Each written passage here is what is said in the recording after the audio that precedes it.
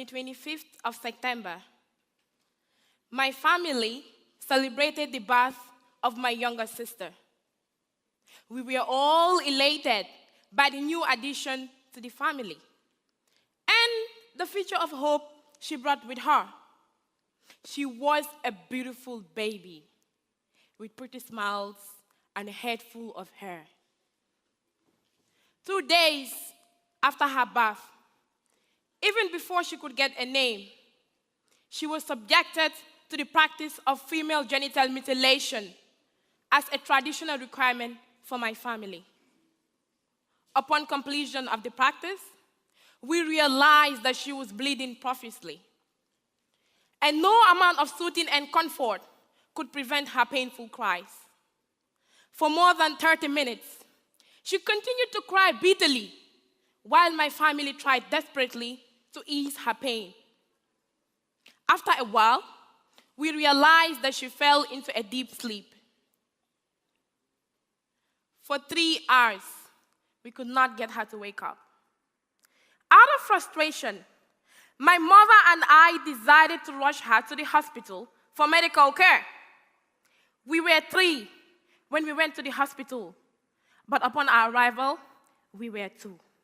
My sister did not survive. And she didn't even have a name. Today, she's just a memory.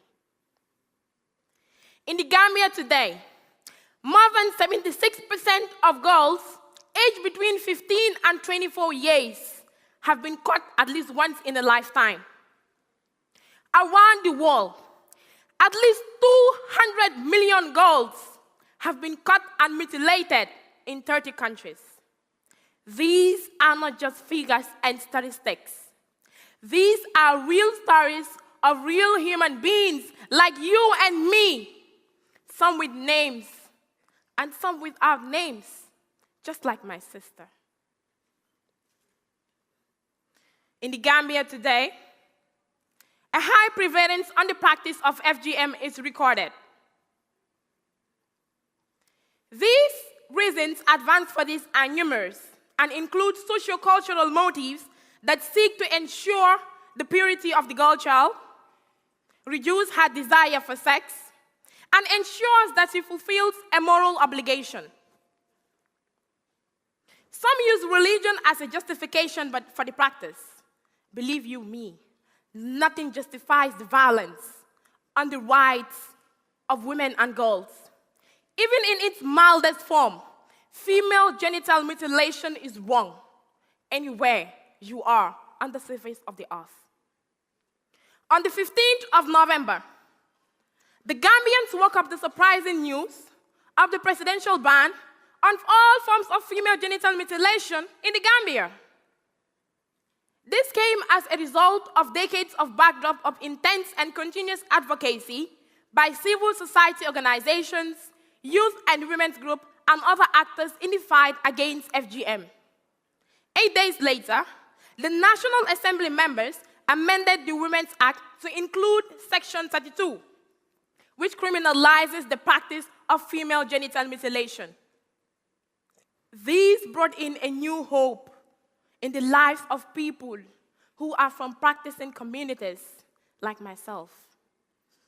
It also allowed more conversation on the practice of female genital mutilation, and above all, it allowed more interactions with civil society organizations to know the approach that they should use in their sensitization campaign.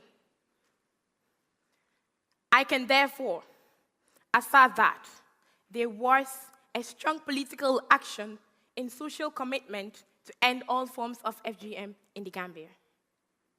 2 years down the line, how does the story look alike? I know you're all amazed to know. Well, I would have loved to stand here and speak confidently that since the law was passed in 2015, there has not been any practice of FGM. Unfortunately, this is not true. Since the law was passed, the courts have had only one case on FGM, and nothing came out of this. If this continues, we can never achieve the goal of ending female genital mutilation.